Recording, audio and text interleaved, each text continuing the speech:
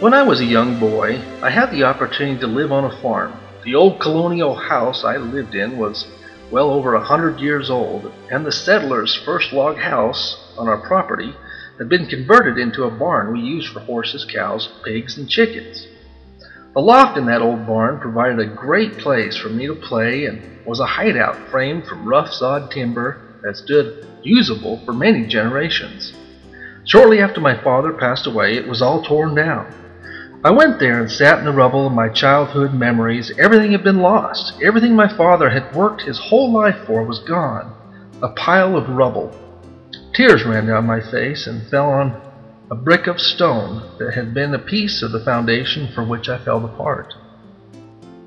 One need not look far for the similar state of affairs in America in the dilapidation of our house, as the principles of our Constitution have caved in by the hands of politicians who said we couldn't do without them, who said we needed their handouts as they took from us what they said was free, who said government is so complicated you can't do our job, when they wanted a career more than to serve as guards of our Constitution, the foundation of our house.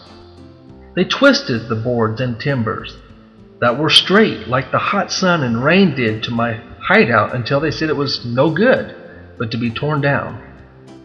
There was one thing that was not torn down in my father's house when the bulldozers came and demolished it. That was me. He taught me the principles that were straight and built in me the foundation that was strong. I picked up one brick from the pile of rubble in which I sat and carried that home with me. Remembering the framers and our founding fathers in the United States of America is remembering that they built with straight timbers and solid stone the glorious house that we the people now have lived in all our lives.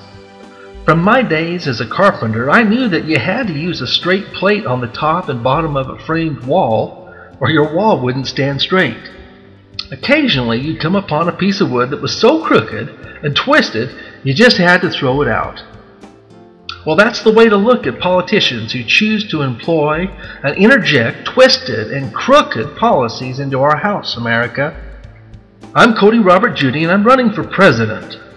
The reasons I've challenged Obama's eligibility as president and his qualifications as a candidate within the Democratic Party is because he's not a natural-born citizen, as our Constitution demands.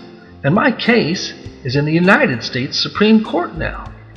Because Obama is not a natural-born citizen, he has a forged birth certificate, a forged draft registration, a phony Social Security card that doesn't pass E-Verify.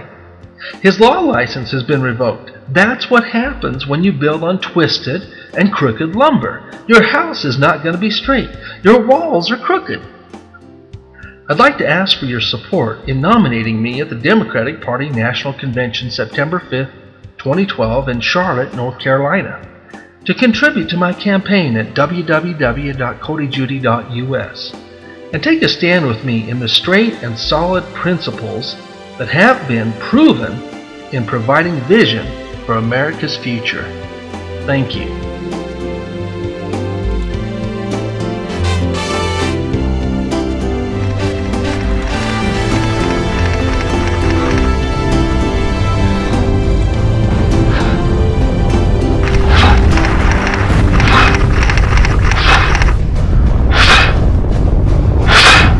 Hi, I'm Cody Robert Judy, and this is my son Strada, and I approve of this message. Do you approve of this message?